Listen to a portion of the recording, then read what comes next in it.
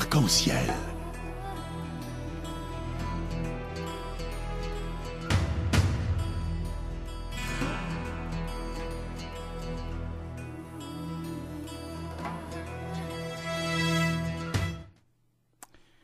Bonjour à toutes, bonjour à tous.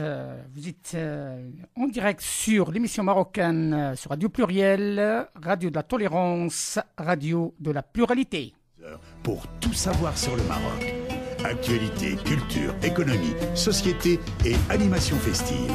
Avec Abdelatif, Arc-en-ciel au cœur du Maroc.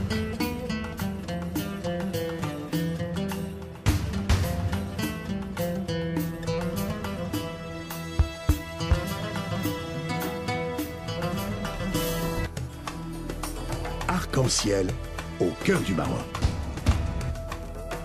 Dans le cadre de la coopération Sud-Sud initiée par Sa Majesté, le roi Mohamed VI, est jugée comme une initiative historique.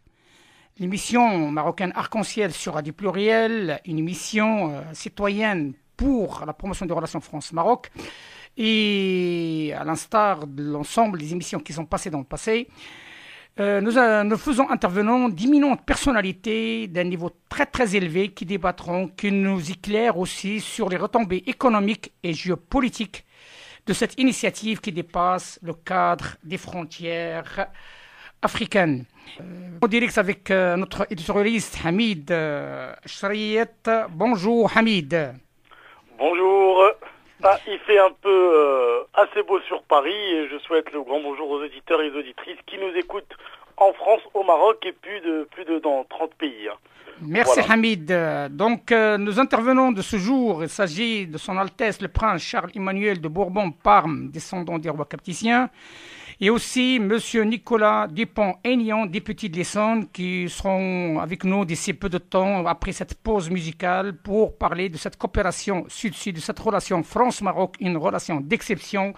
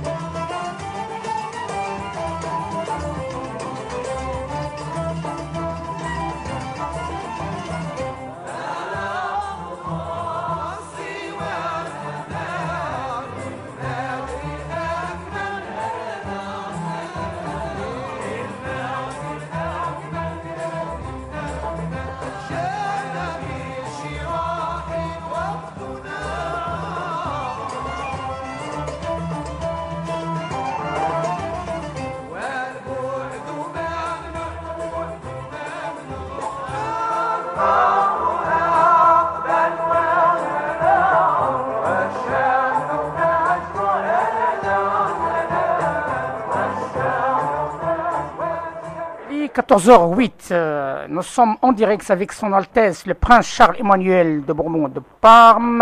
Hamid, c'est un grand jour pour nous d'avoir son Altesse sur nos ondes. Effectivement. Bonjour Votre Altesse Royale. Alors pour rentrer dans le vif du sujet, vous avez été effectivement... vous avez fait votre service militaire au sein de l'armée française, le 3e régiment de hussards à Port-Forzem. Vous êtes notamment aussi descendant des rois capétiens et cousin de Lobon-Tête, couronné européenne. Vous avez commencé entre autres votre carrière aux États-Unis, notamment dans le système bancaire, en tant que stockbroker, puis dans l'immobilier aussi. Vous avez été responsable marketing, et puis vous êtes consultant auprès de plusieurs entreprises internationales, et vous animez aussi un cercle de réflexion intitulé Nouveau Dialogue. Alors nous arrivons dans les révolutions arabes. La monarchie alaouite, aujourd'hui à sa tête, notamment Sa Majesté Mohamed VI, a réussi à démontrer au monde sa capacité d'être flexible d'une manière exceptionnelle par rapport à d'autres monarchies dans le monde arabe. Après le printemps arabe, qu'en pensez-vous, Votre Altesse? Écoutez, tout d'abord, je suis très honoré d'être avec vous aujourd'hui et je vous en remercie. Et j'ai plusieurs fois été au Maroc et j'aime beaucoup votre pays. Et dans ma famille, depuis toujours, mon père déjà, je crois, était en pension en France avec le roi Hassan II à l'époque. Mais ça, c'était il y a fort longtemps. Mais alors, pour répondre à votre question, je dirais que la première justification est certainement l'ancienneté de cette monarchie marocaine, régnante depuis près de 4 siècles déjà. Alors, contrairement aux monarchies du Golfe, qui se sont instaurées au XIXe siècle, ou aux monarchies qu'on pourrait appeler quasiment présidentielles. Alors, je dirais également, pour continuer à répondre à votre question, que la terre marocaine, avant même l'arrivée des différentes dynasties, a connu de nombreux brassages culturels, avec une ouverture sur l'ensemble du bassin méditerranéen. Alors que vous avez la chance, au Maroc, d'avoir une monarchie, un roi. Il faut se souvenir que le Maroc, et toujours aujourd'hui, est composé principalement de 3 grandes tribus, et que le roi, le monarque, Mohamed VI aujourd'hui, et le roi est finalement le garant et le symbole de l'unité nationale de votre pays. Mais on pourrait continuer en disant que c'est avec cette flexibilité que cette monarchie a su garder premièrement une indépendance absolue, puis une forte autonomie. Ce qui, ça serait facile à comprendre, et sans doute, est une des principales caractéristiques de votre monarchie. Alors, sans attendre le printemps arabe, dont vous venez de me poser la question, le Maroc s'est distingué notamment par ses constitutions, en accordant, par exemple, il y a fort longtemps déjà, peu de temps après la France, le droit de vote aux femmes. Alors on pourrait comparer ça avec d'autres pays du Moyen-Orient. En Irak, par exemple, le droit de vote aux femmes n'a pas été donné avant 1980, ou voire même en 2005 au Koweït. Mais également, le Maroc, par son modèle d'organisation décentralisée, et le rôle donné aux institutions législatives, aussi bien que réglementaires. Alors, Sa Majesté, Mohamed VI, dans la lignée de la politique de son père, a su régner avec beaucoup d'intelligence en tant qu'homme d'État très proche de son peuple. Et ça, pour moi, c'est la clé de tout. Ça manque à certaines nations pour n'en citer aucune. Et il a également, en associant la modernité et la tradition, c'est pas une tâche facile, et en s'installant comme un souverain entrepreneur. Alors, le souverain entrepreneur, nous pourrions en débattre également, car en tant que souverain, il a un avantage considérable par rapport à d'autres pays où il y aurait des républiques, parce qu'il n'est pas limité dans le temps. Je pense qu'un souverain qui règne sur un pays peut faire des réformes audacieuses sur un temps long, contrairement à un président de la République qui, lui, est limité dans le temps, et par conséquent, il doit faire des réformes sur un laps de temps court, et généralement, les réformes sur un laps de temps court ne portent pas les fruits tels qu'une nation pourrait les souhaiter. Voilà. Oui, Altesse, j'enchaîne avec ma deuxième question qui rentre dans la logique de ce que je viens d'entendre, surtout cette vision futuriste du roi du Maroc, Sabachi Mohamed VI. Et récemment, il a entrepris une démarche qui est saluée par le monde entier, et notamment l'initiative de la coopération sud-sud, la prospection de l'Afrique. Cette initiative, cette démarche qui est unique dans un moment de crise en Europe, qui est courageuse, selon vous, comment vous pouvez nous dire quelques mots là-dessus, ou bien comment vous pouvez penser de sa promotion et de son étendue plus que du côté africain? Alors, je pense que votre roi est plein de bon sens. Et c'est également quelque chose qui nous fait défaut ici en Europe, dans certains pays, une fois de plus, pour n'en citer aucun. Et je pense que l'Afrique, en tant que continent, arrivera à sortir de la pauvreté, parce que la majorité de pays quand même souffrent énormément. Heureusement, le Maroc est loin au-dessus de tout ça. Et votre roi, par les différentes démarches qu'il a faites, et c'est tout à fait audacieuse. Alors, pour revenir à votre question, je dirais que l'histoire du Maroc a été marquée par le commerce généralement du sud vers le nord, historiquement, et son ouverture vers le Sahara. Mais je n'irai pas beaucoup plus loin sur le Sahara, qui reste un vaste sujet.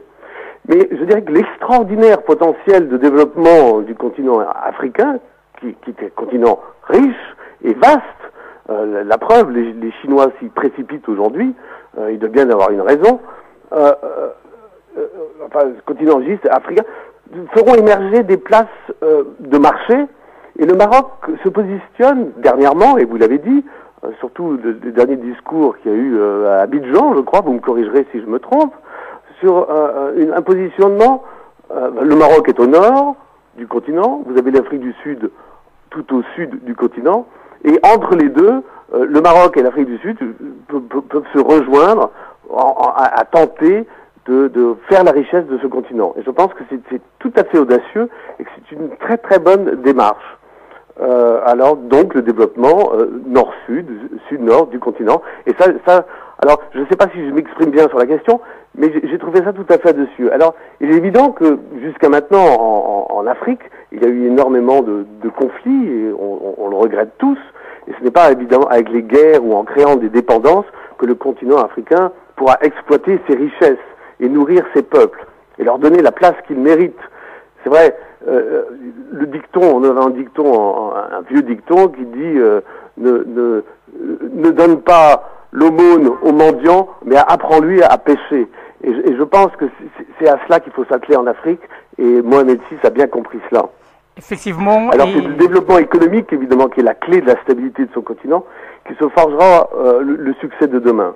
Et le choix de Sa Majesté est donc extrêmement judicieuse en offrant à ce continent une porte ouverte vers les marchés.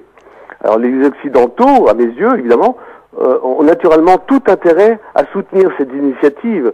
Et quand on voit les zones franches installées chez vous au Maroc, entre l'Europe et l'Afrique, là, Maroc, ce pays novateur qui va chercher les nouvelles technologies, on voit tous les centres d'appel qui sont installés au Maroc. Enfin, le Maroc investit à l'étranger. Enfin, la liste est tellement longue que ça serait difficile de les citer tous aujourd'hui.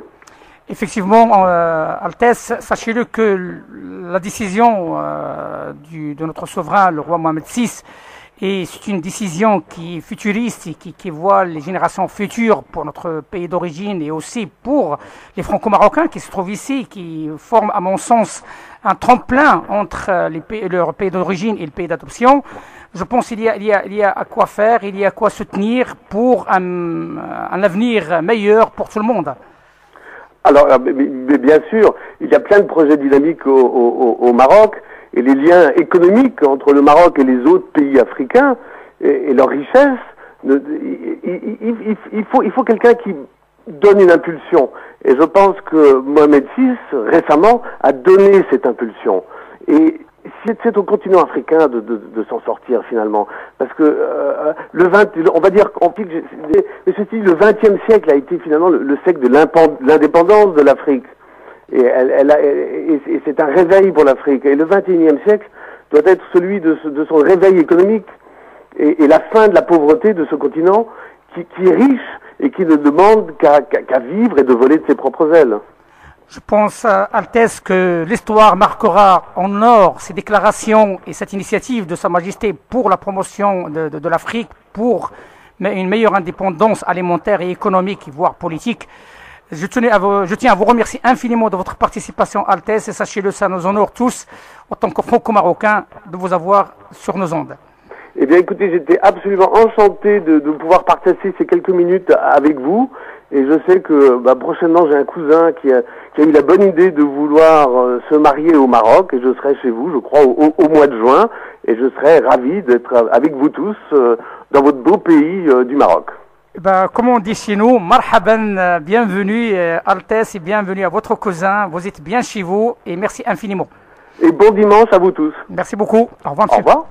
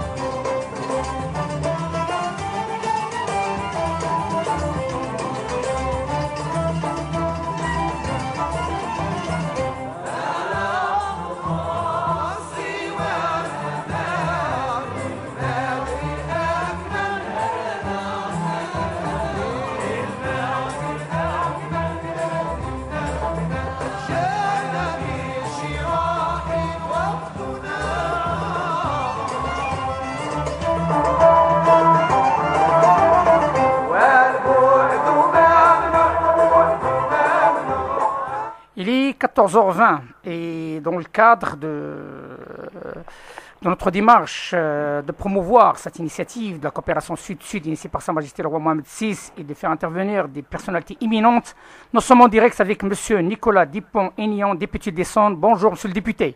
Bonjour, monsieur. Bonjour, monsieur Nicolas Dupont-Aignan. Alors, vous êtes député de l'Essonne, maire. Vous avez été aussi élu le meilleur député, plus de 78% dans toute la France, il faut le souligner. Vous êtes aussi président du parti Debout la République, le parti gaulliste en France. Donc, pour entrer dans le vif du sujet, monsieur Dupont-Aignan, l'initiative de Sa Majesté pour une coopération ouverte vers l'Afrique aujourd'hui, qui est une main tendue à l'Europe et notamment à la France, première partenaire économique du Royaume. Selon vous, est-ce que cette initiative servira les Européens en grande partie sur deux volets, l'immigration clandestine et l'intégration en mettant en avant des franco-africains et notamment des franco-marocains comme, si puis-je dire, VRP pour leur pays d'adoption vu leur double culture? Écoutez, moi, toutes les initiatives qui permettront de stabiliser l'Afrique du Nord, de contrôler l'immigration et d'avoir un vrai partenariat entre l'Europe et l'Afrique seront positives. Voilà. Maintenant, ce qu'il faut, c'est du concret. Et je regrette qu'au niveau européen, et c'est tout le sens d'ailleurs des listes que je présente aux élections européennes pour dans 15 jours, là, le 25 mai, je voudrais qu'au niveau européen, on ait une vraie politique à destination de la Méditerranée. Et cette politique, d'ailleurs, elle ne peut pas avoir lieu à 28. C'est une politique qui devrait avoir lieu avec la France, l'Espagne, l'Italie, le Portugal, la Grèce, et puis les pays du Maghreb. c'est comme ça qu'on fera les choses. Et je regrette qu'on ait abandonné cette idée d'une politique méditerranéenne. Oui, monsieur le député, donc ça répond en partie à ma deuxième question. Donc c'est la question principale. Quels sont les moyens que l'Europe, selon vous, peut mettre à disposition de cette initiative de Sa Majesté pour un développement de l'Afrique, pour une économie indépendante, sociale et aussi politique pour ce continent qui en a besoin?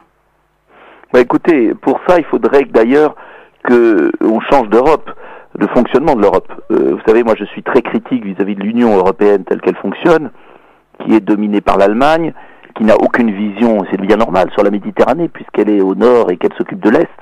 Et la France a abandonné son rôle, et je le regrette.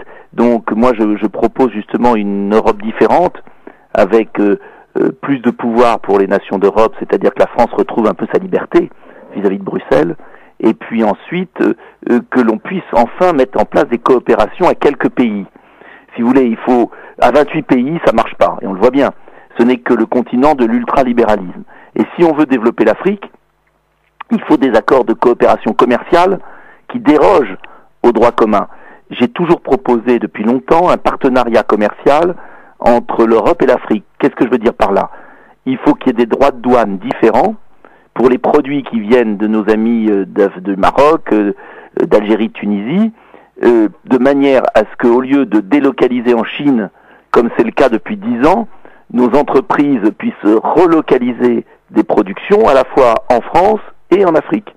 Et ainsi, on développerait de l'emploi, car les discours c'est bien, mais ce qu'il faut c'est offrir du travail. Et il faut offrir du travail à la jeunesse d'Afrique, il faut offrir du travail à nos jeunes en France, et on ne peut pas continuer à voir tous nos emplois partir en Roumanie, en Bulgarie ou en Chine. Ce n'est pas possible. Et vous savez, la cause des troubles qu'il y a eu, notamment en Tunisie, des difficultés qu'il y a dans tous les pays, que ce soit d'ailleurs au nord de la Méditerranée ou au sud, c'est le problème de l'emploi. On a laissé l'ultralibéralisme, la mondialisation, on ne la régule pas, on ne l'organise pas. Alors moi je suis pour organiser la mondialisation avec un partenariat privilégié pour le nord de l'Afrique, c'est-à-dire le sud de la Méditerranée. Bah écoutez, j'espère bien que votre message sera bien écouté, bien appliqué. C'est le souhait de tout le monde, c'est le souhait aussi pour l'Afrique et pour les Africains. Sachez-le que le printemps arabe, c'est une réalité, et pour dépasser cette phase de critique, il n'y a qu'un seul moyen, parce que les retombées négatives peuvent toucher la France, peuvent toucher l'ensemble de l'Europe. Le seul moyen, c'est le développement et le partenariat gagnant-gagnant. Je pense que le Maroc a entrepris pas mal de démarches démocratiques et pas mal d'avancées sociales dans ce sens. Il a tendu la main à l'Europe, surtout à ses amis français, espagnols, belges et d'autres, pour une coopération fondée sur un partenariat gagnant-gagnant. Et espérons que l'affaire récente de la tomate trouvera une solution rapide. Oui, mais ce que je veux vous dire, c'est que, et notamment pour ceux qui nous écoutent et qui sont franco-marocains et qui peuvent voter en France, notamment aux élections européennes, on ne doit rien faire avec l'Afrique, avec le Maroc, si la France ne retrouve pas sa liberté, c'est-à-dire sa démocratie, et on n'en peut plus dans notre pays d'obéir à des technocrates à Bruxelles qui ne comprennent rien à nos problèmes. C'est une folie. Et moi je me bats avec mes listes qui s'appellent Debout la France, ni système ni extrême, parce que nous ne sommes pas des extrémistes, nous voulons simplement que les Français, le peuple français, puisse décider de son destin. Et décider de son destin, c'est comprendre que si on ne stabilise pas l'Afrique, que si on ne développe pas un partenariat économique et social fort avec nos amis marocains, algériens ou tunisiens, eh bien nous aurons de graves difficultés. C'est essentiel. Mais je suis un des seuls hommes politiques en France à parler de ça. À l'élection présidentielle, j'étais le seul candidat à dire qu'il fallait un vrai partenariat avec l'Afrique. Mais un vrai partenariat avec l'Afrique, c'est pas des mots, c'est des gestes concrets. Et pour le faire concrètement, il faut des règles dérogatoires. C'est-à-dire, il faut sortir de cette organisation mondiale du commerce qui est en train de briser tous les peuples et de mettre la pauvreté en Afrique avec le monde agricole qui est en train de sombrer, Et quand les agriculteurs sombrent en Afrique, qu'est-ce qui se passe? Ils vont vers les villes, ça fait une main-d'œuvre qui n'a pas de boulot, ça fait des ghettos dans les villes, et c'est tragique ce qui se passe. Donc il faut absolument stabiliser l'agriculture africaine. Remercier Monsieur le député Nicolas Dupont-Aignan de votre participation et de votre acceptation de participer avec nous, surtout un dimanche. Sachez-le que l'émission marocaine Arc-en-Ciel sur Radio Pluriel, elle est à votre disposition à tout moment et je tiens à vous remercier au nom de l'équipe de votre participation. Eh bien, merci de votre invitation. Merci monsieur. Au revoir. À bientôt. À bientôt, au revoir.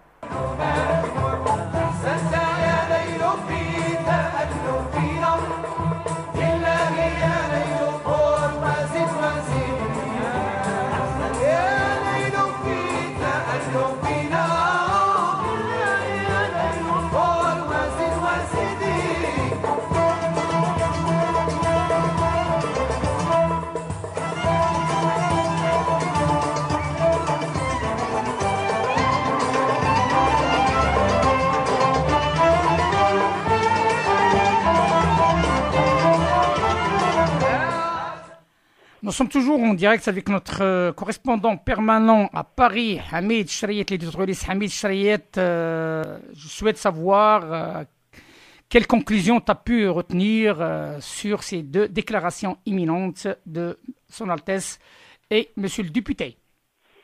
Oui, Abdelatif, je crois que pour synthétiser les deux interventions qui sont effectivement de grande qualité, qui sont exceptionnelles dans une radio, en effet, le Maroc a su, disons, mieux réagir que ses voisins au choc du printemps arabe, comme il a été rappelé par Son Altesse.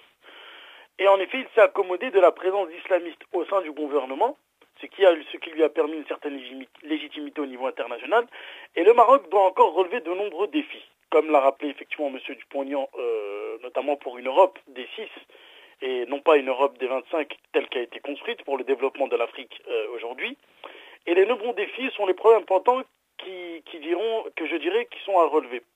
Et cela commence par la question sociale et celle des provinces du Sud. Et suite au printemps arabe, le Maroc a modifié sa constitution, ce qui lui a effectivement permis d'avoir une légitimité au niveau international. Je dirais que les défis et les évolutions économiques auxquelles le Maroc est confronté et sociales sont porteuses de promesses. Nous pouvons noter qu'entre 2005 et 2010, selon le commerce extérieur du Maroc, la croissance a été en moyenne de 4,5%. Et l'investissement a culminé à 35% du PIB, du produit intérieur brut. Et donc, la politique de libéralisation menée depuis une trentaine d'années a permis notamment l'augmentation des exportations de phosphate, de textiles et de matériel de transport. Je crois qu'il faut encore réformer le secteur financier et bancaire et de mettre aujourd'hui une politique énergétique novatrice pour répondre à une demande exponentielle. Aujourd'hui, les principaux défis restent encore, et M. Dupont-Aignan l'a bien souligné, sont effectivement pas que simplement au Maroc, mais au niveau mondial. C'est la mondialisation qui permet cela, l'ultralibéralisme, comme dirait M. Dupont-Aignan, sont le chômage et la pauvreté.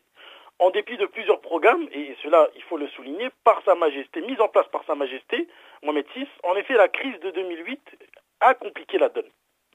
D'autant que la crise de la zone euro a obligé le Royaume à revoir à la baisse ses prévisions de croissance pour 2012, 2013 et là, cette année 2014.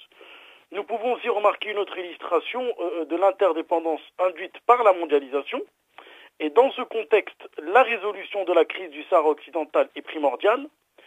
Elle est le prélude, je crois, à une convergence économique du Petit Maghreb. Ce que j'appelle le Petit Maghreb, c'est-à-dire pour nos auditeurs et auditrices, sont le Maroc, l'Algérie et la Tunisie, dont Rabat a besoin pour relancer sa croissance aujourd'hui.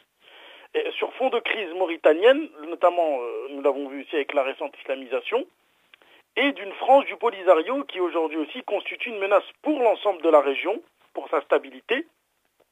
Je crois qu'elle pourrait aujourd'hui ou devrait inciter notre pays frère et voisin Alger à cesser de soutenir cette organisation et aussi permettre de rétablir un dialogue serein entre les deux pays frères, l'Algérie et le Royaume du Maroc. Voilà. Merci Hamid et on te dit à la semaine prochaine avec une autre intervention comme la coutumier de qualité d'un éditorialiste de renom, Hamid Chariet. À bientôt. Merci beaucoup.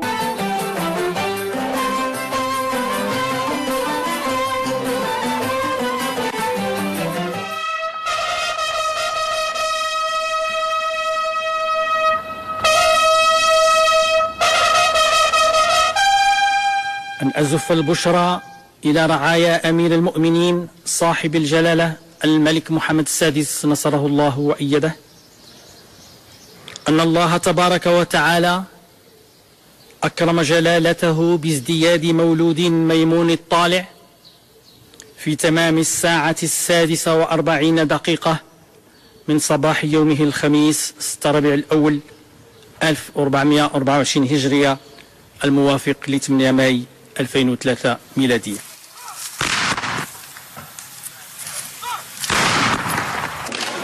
الثامن من ماي سنة 2003 زف الخبر السعيد: ميلاد صاحب السمو الملكي ولي العهد الأمير مولاي الحسن.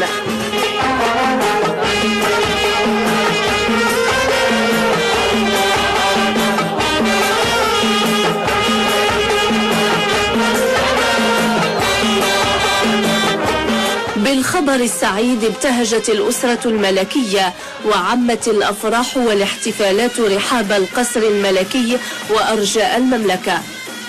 فرحة وكبها تدفق تلقائي للمواطنين المغاربة على ساحة المشوار السعيد بالقصر الملكي بالرباط لمباركة هذا الحدث الكبير.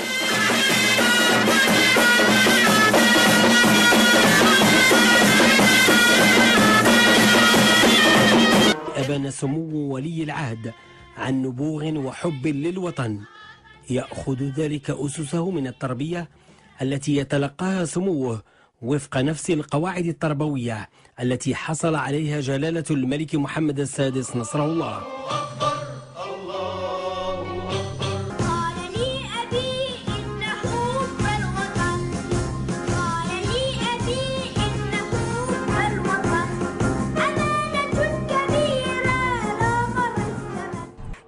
Le Maroc célèbre le 8 mai dernier et l'ensemble de la communauté marocaine, soit à l'intérieur de notre pays, soit à l'étranger, célèbre l'anniversaire, le 11e anniversaire de prince héritier Moulay Hassan At-Talit. Au nom de l'équipe de l'émission Arc-en-Ciel, nous souhaitons une longue vie et de paix à notre prince. Nous sommes en direct de la région de Kala Abda avec notre ami Abd Samad Al-Hirej, qui est le coordinateur de l'organisation des Shourafa Al-Wataniyin. Bonjour, c'est Abd Samad. Bonjour, monsieur Abdeltaif. Bonjour à tout le monde. Bienvenue sur nos ondes. Nous souhaitons tout simplement avoir votre intervention sur cette belle et heureuse fête, l'anniversaire de notre souverain, l'anniversaire de notre prince héritier, Hassan At-Talit. Tawallahu Amrah. Merci. Alors d'abord, je vous remercie pour m'avoir donné l'occasion de parler de la comité chérifien et les pattes Khayot. Premièrement, l'idée de créer la comité suivait le chemin de la stabilité et de la réforme, de s'engager dans le projet de développement lancé par les fidèles de son prestige majesté le roi Mohammed VI, tant que la propriété institution religieuse attendre pour partir à assurer la protection de la sécurité et de la paix, l'unité et la stabilité entre les tribus et les clans et les groupes, tous les sanctuaires religieux et nationaux bien établis. L'honneur de l'anniversaire de son Altesse royale, le prince héritier Moulay El Hassan, que Dieu le protégeait, j'ai l'honneur, mon nom personnel et au nom de tous les membres de la comité des jeunes chérifiens et patriotes du Maroc, de présenter mes chaleureuses félicitations à notre guest souvenir, Sa Majesté roi Mohammed VI, ainsi que tous les membres de la famille royale. Nous implorons Dieu le Tout-Puissant d'accorder sa protection Moulay El Hassan ainsi que la bonne santé sous votre haute bienveillance. Nous implorons Dieu également de vous accorder ainsi que toute la famille royale sa haute protection et que la paix soit sur votre auguste personne. Le serviteur du trône alaouite, Abd Samad El Hirash, coordinateur général de la comité chérifien et patriote, région Abdel Kala, Allah Ibarak Fa'amar Sidi. Shukran, c'est Abd Samad. C'est le même télégramme que nous avons reçu de la part de la Fédération nationale de la marche Hassaniya, de la marche verte, oui. France-Europe, avec son président Serdouane Al-Qadi. C'est un jour inoubliable et que Dieu protège notre pays et notre souverain et notre prince héritier. À très bientôt, c'est Abd Samad. Merci beaucoup. Merci beaucoup, Sabri. مع السلامة سي. مع السلامة.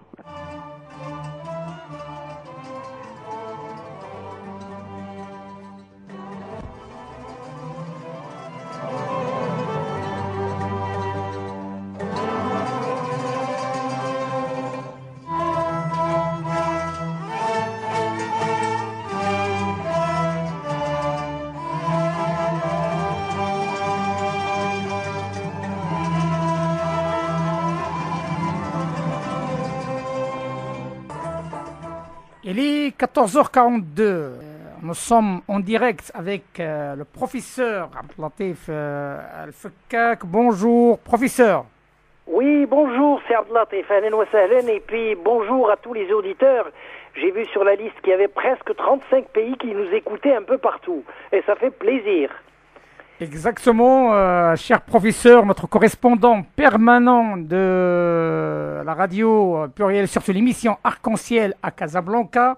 Il faut bien spécifier que le professeur Abdelatif Alexandre Al-Fakkak est directeur de recherche des thèses à l'école doctorale de l'SKE à Casablanca et aussi président de la JEM Montessori à classe prépa et aussi vice-président de l'IMRI. Et aussi, il est tête de liste numéro 1 des sociodémocrates candidates aux élections consulaires de Casablanca. Monsieur Al-Fakkak, bonjour. Notre sujet d'aujourd'hui, comme ça a été convenu, le sport, la culture et la jeunesse.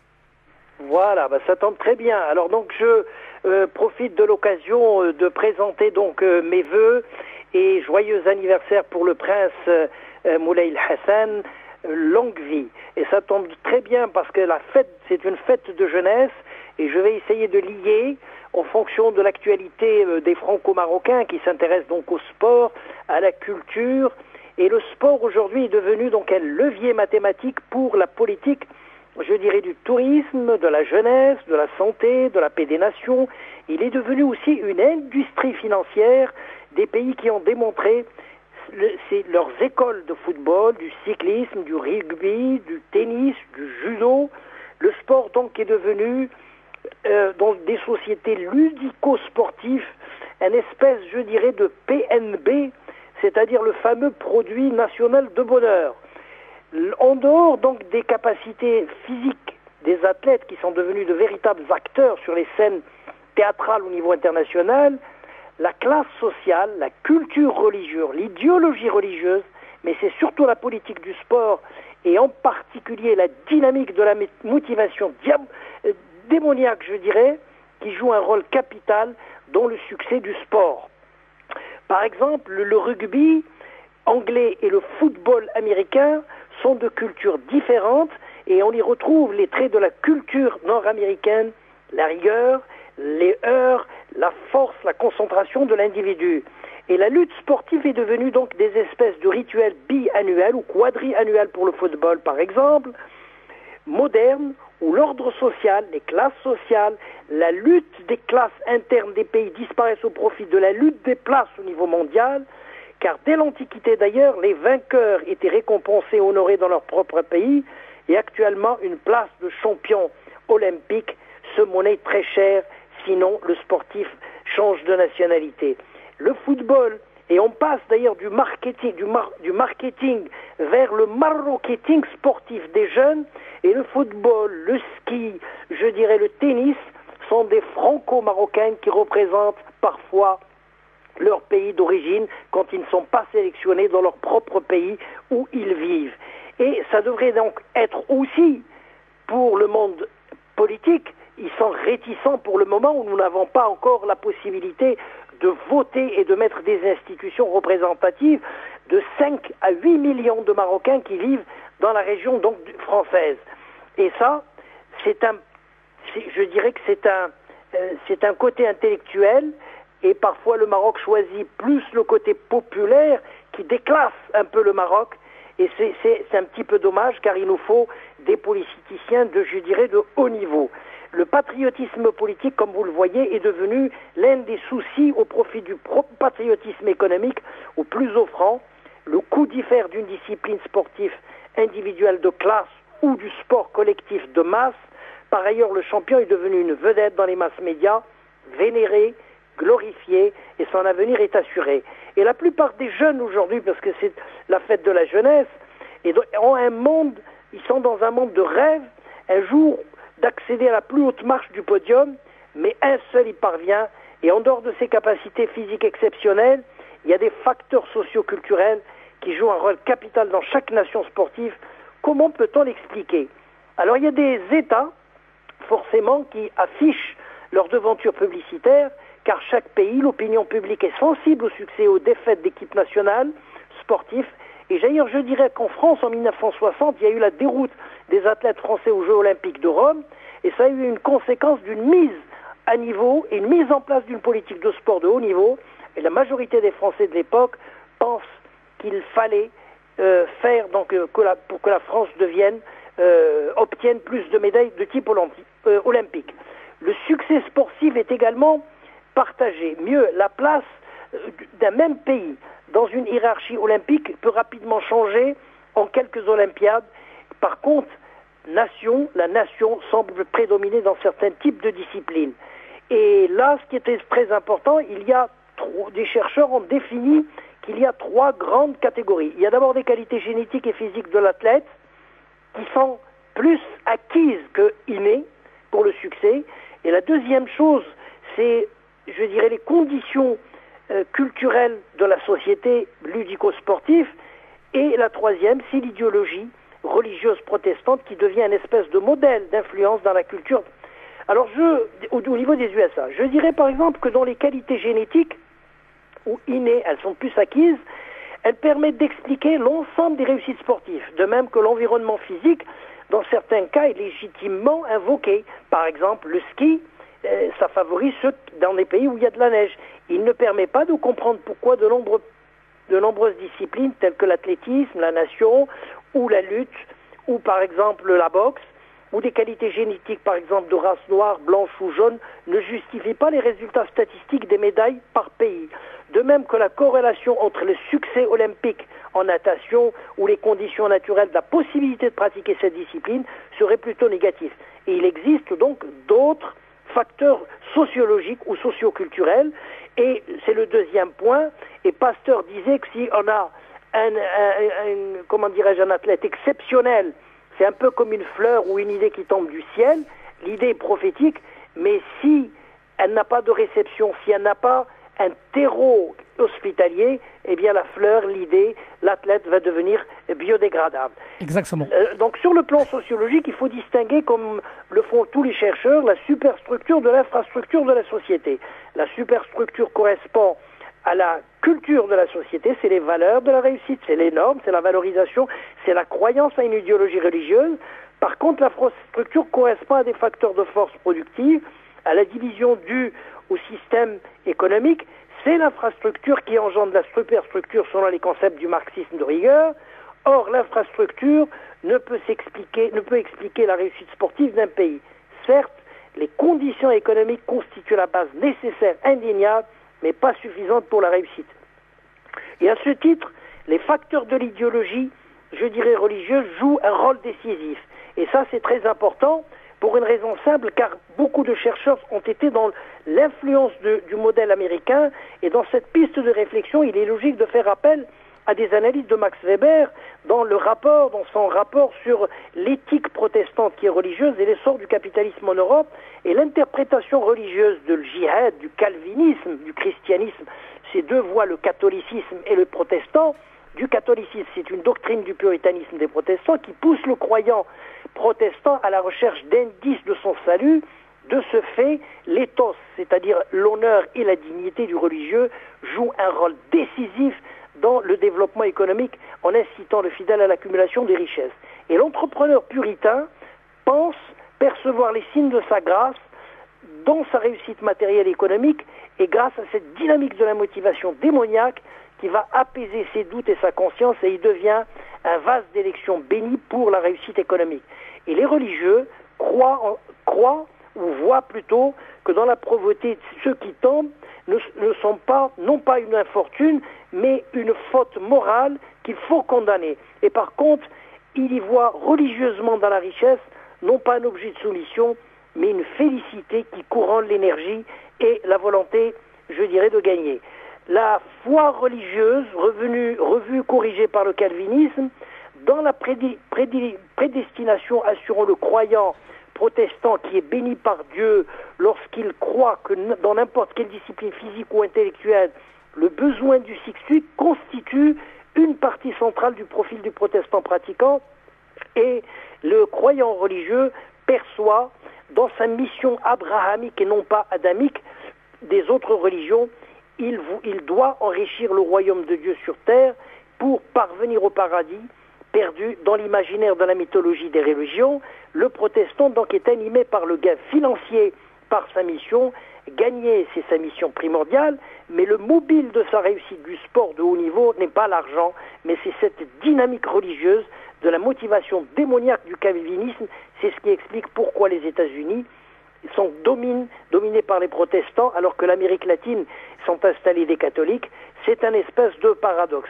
Et donc la foi religieuse devient un défi sportif pour soi. Parfait. Et il est logique d'extrapoler cette hypothèse qui se vérifie.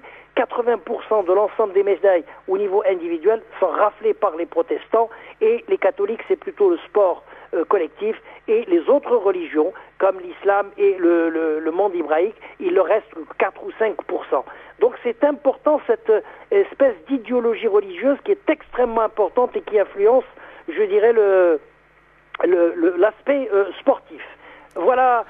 Merci. S'il y a encore quelques minutes pour pouvoir analyser ou d'avancer. Ça va être très juste parce que les 14h53, il ne reste que 7 minutes pour terminer l'émission.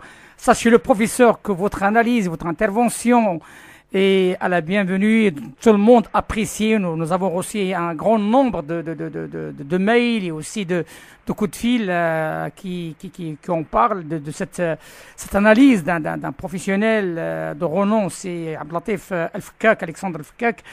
Nous tenons à vous remercier en tant que correspondant de l'émission marocaine Arc-en-Ciel à Casablanca. Et on vous dit à la semaine prochaine avec un sujet d'actualité nous avons évoqué la semaine dernière. C'est la diplomatie parallèle. Merci beaucoup et à bientôt, et bonjour à tous les auditeurs des 35 pays qui nous écoutent. Merci beaucoup. Au revoir. Merci à vous. Merci. Au revoir. Merci.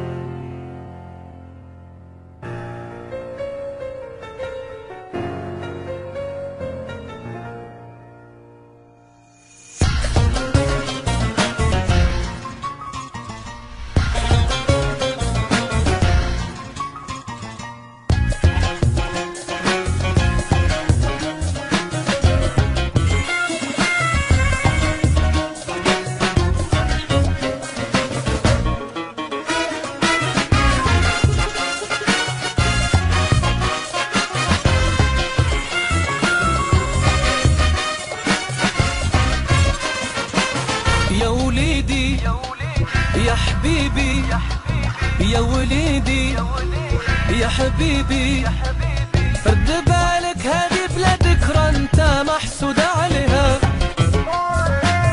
رد بالك هذه بلادك انت محسود عليها رد بالك هذه بلادك انت محسود عليها رد بالك هذه بلادك انت محسود عليها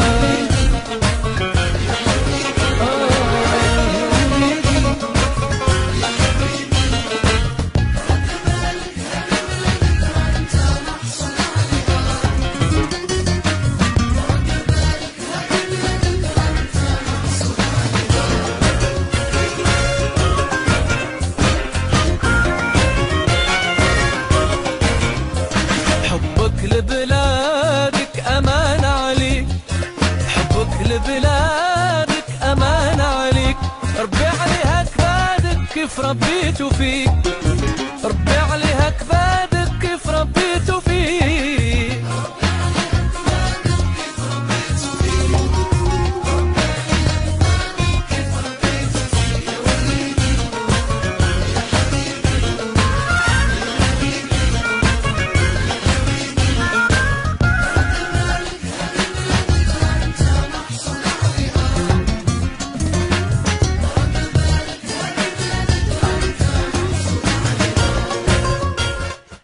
رد بالك هذه بلادك انت محسوب عليها. Il est 14h57 sur Radio Pluriel, une émission marocaine Arc-en-Ciel, l'émission de tolérance, de la proximité pour la promotion d'un Maroc propre, d'un Maroc nouveau, d'un Maroc qui voit l'avenir très proche pour plus de démocratie, pour plus de respect et pour plus d'égalité pour tout le monde. المهدي عبد اللطيف Alexandre الفكاك et Hamid Chrit عبد اللطيف الصدقي. On vous dit à très bientôt avec دائما مع الجديد ولا بد من الجديد. هذه عادتنا وما غاديش نحيدوا عليها. مرحبا بكم بإذاعة راديو بلوريال، راديو دو لا توليرونس. إلى اللقاء. الزين العربي أصله مغربي.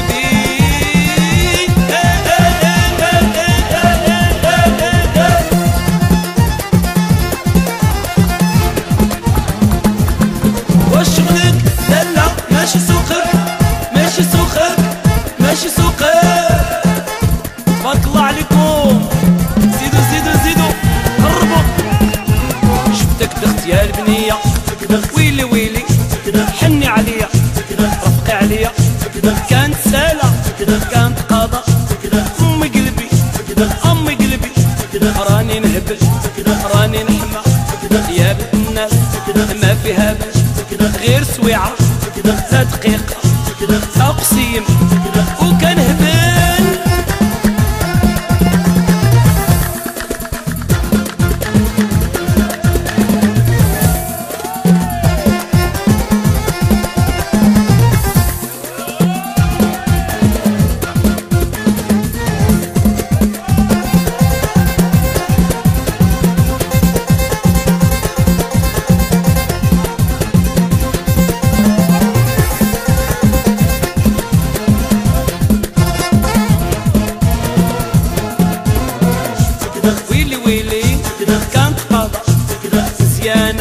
مزيانة بزاف بالانجليزية فيري جود. ويلي ويلي